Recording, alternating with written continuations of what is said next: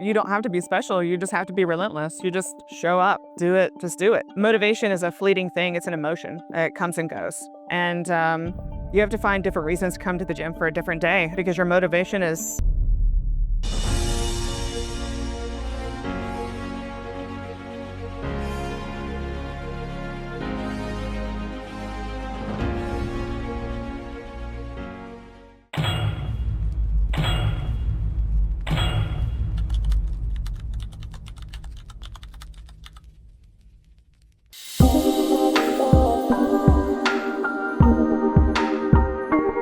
Hi, I am Charity Slaughter. I am 35 and I'm an HR analyst.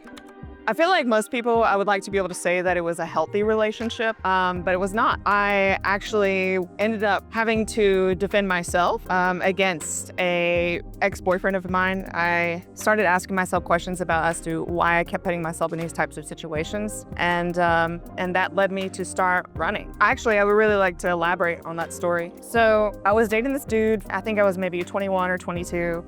Looking back now was a joke because ultimately he was extremely abusive. But I remember going to pick him up from work and I was driving this old red Nissan Sentra, and he didn't have a car at the time. So like a young 22-year-old, I was deeply in love and I would go scoop him up from work. Well, one day he got off really early and he wasn't there and he didn't notify me, didn't tell me he was getting off work early. And I caught him walking down the street because I started driving back to his house and he was pissed the fuck off at me. He was so fucking mad and it didn't make any sense. No logic there whatsoever. And he was like, I don't want to see you anymore. I don't want to fucking talk to you. Don't go to my house. So the hopeful young girl in me was like, I'm gonna go fix this. Everything's gonna be fine. And so I go try to fix it. I pull up to his house. I wait for him in his apartment and he comes in, he's screaming at me and he slams the door, tells me to fucking leave. I wasn't supposed to be here. So I go to my car, I get the fuck out. And he comes in out after me. He's in my backseat of my car and he's getting all the shit. He's getting his CDs because this is a throwback. He's scooping up all of his CDs, his t-shirts, everything that was in my car because my car is basically his at this time. And meanwhile, in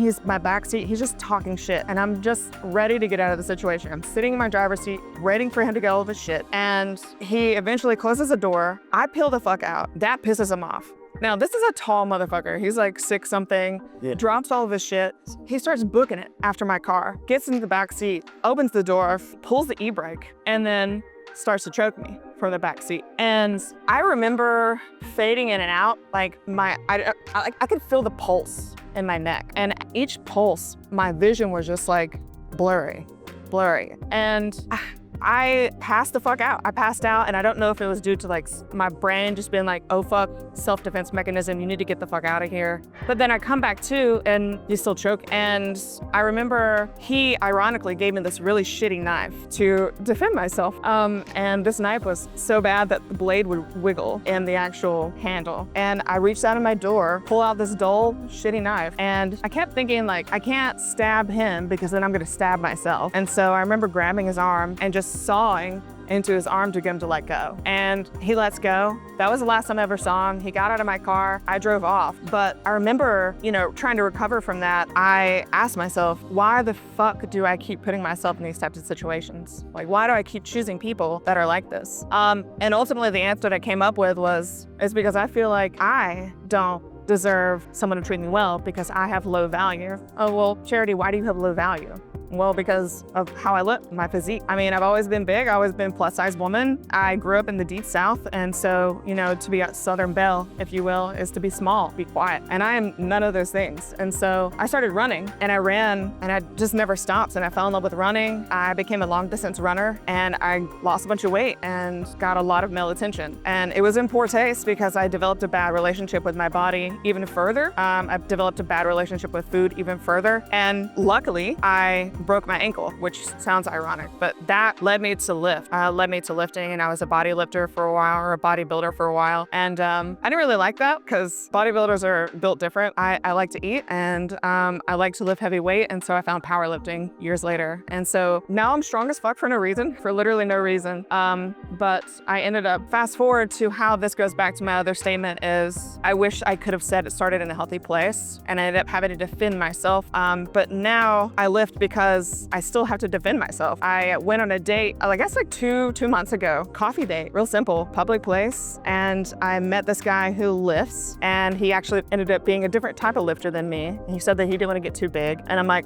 okay, we're not the same. We're not the same, because I lift for a completely different reason. But I feel like he got demasculated in that moment. And I asked him, well, does it bother you that I lift for different reasons? I lift to be strong, for just because I like it. I'm very competitive. I like lifting heavy. Is that gonna bother you because you're much smaller than me? And that statement, I think, just like flipped the script for him. And in that moment, he went in for a forced kiss and put both of his hands around my neck and tried to kiss me. And which is hilarious insight, because he was trying to pull me forward and I was unmovable. He couldn't move me. And so I broke his arms off me and just started walking to my car like, no, bitch, I'm not gonna do this. And I hear him running after me. So I turn around and I just stiff arm him and he bounces off. And he was like, you're not gonna win. And in that moment, I was like, oh shit, like I'm strong. And in these moments, it's extremely beneficial to be someone who works out to protect themselves in the future. I know there's a lot of influencers that spend a lot of time talking, especially female influencers spend a lot of time talking about you gotta be strong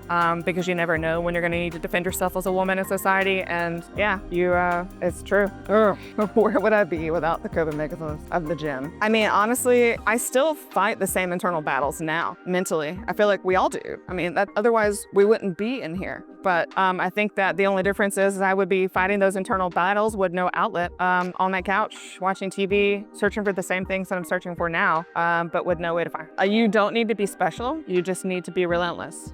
Shit, the same thing I have to tell myself. You don't have to be special. You just have to be relentless. You just show up, do it, just do it. Do it for different reasons every day, because I know that I do. I come to the gym, motivation is a fleeting thing. It's an emotion. It comes and goes. And you have to find different reasons to come to the gym for a different day. I mean, I build a community. I'm social here.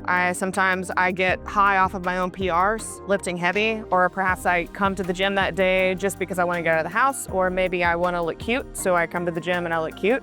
Come to the gym for different reasons, because your motivation is not going to be consistent, so you have to find different reasons to come. What version of Charity I'm trying to kill?